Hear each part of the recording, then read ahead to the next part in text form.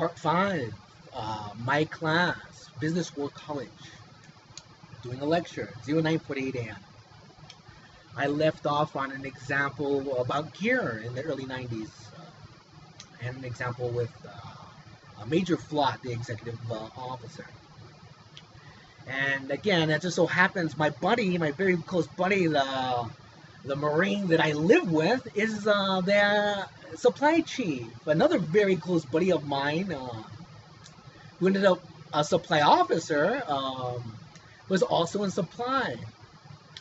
And they supply the gear. They're the ones who order the gear for the infantry. And I remember them saying, Gonzo, this stuff's expensive. And I'm like, but it doesn't, I mean, my gosh, dude, it's not going to stop a freaking bullet.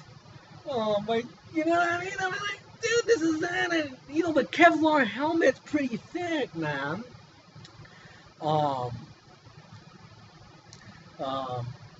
And that would stop around at a certain distance.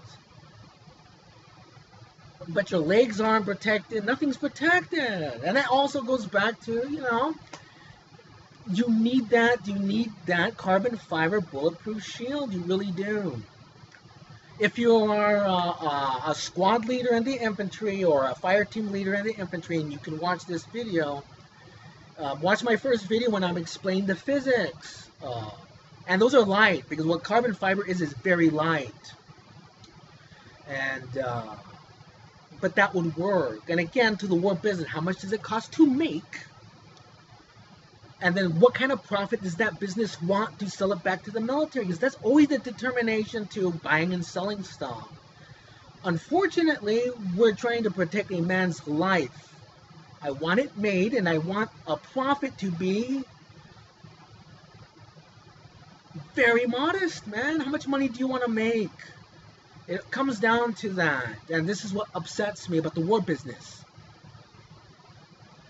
It only costs this, but then you're selling it back to the military for that. Now, I wish I could remember figures, but I don't. All I know is I've had the conversation. And this stuff's expensive. I mean, and you would think this costs a lot of money? I mean, you know what I mean? And a good example is if a Marine loses like little simple items, gear, they can go out in town and buy them. But even that business is profiting off the Marine, because they're taking something and marking it way up too. So you're just getting like a tent peg or something like that, and you're paying a lot of money for it. It's like everyone's trying to profit off that poor Marine. And they don't have any money, man. But everyone's trying to profit off of them.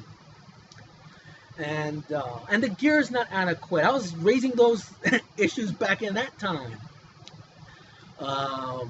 But now you have the technology. Someone could argue, well, it wasn't really there. Well, it is there now. I've watched too many science shows on the combat technology that they have. It's just a matter of how much does it cost to make and how much are you going to sell it for. But it's a necessity. And that shield would save so many dudes in any type of firefight. And again, you know, when I'm watching these, they basically have a shield of 10 to shield themselves from bullets. But when I'm looking at those shields, I'm like, oh my gosh. I had a very long conversation with my father in 2010. But those guys need the bulletproof shield.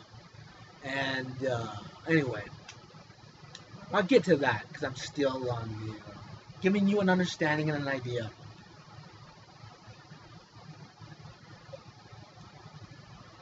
And we're talking about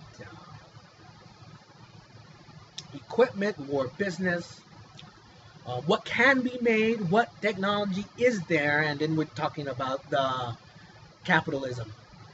I'm making it for this. It's my intellectual property. So it's like me saying, well, I made this cookie, Dominic. I make this cookie. This is my intellectual property. But this intellectual property saves that man's life. I know. But I want to make money off my intellectual property. At what price? For someone to say, no, it's too much money. Then you don't make any money. And then that Marine dies. The military man has to come first, and woman, not you, the extreme capitalist.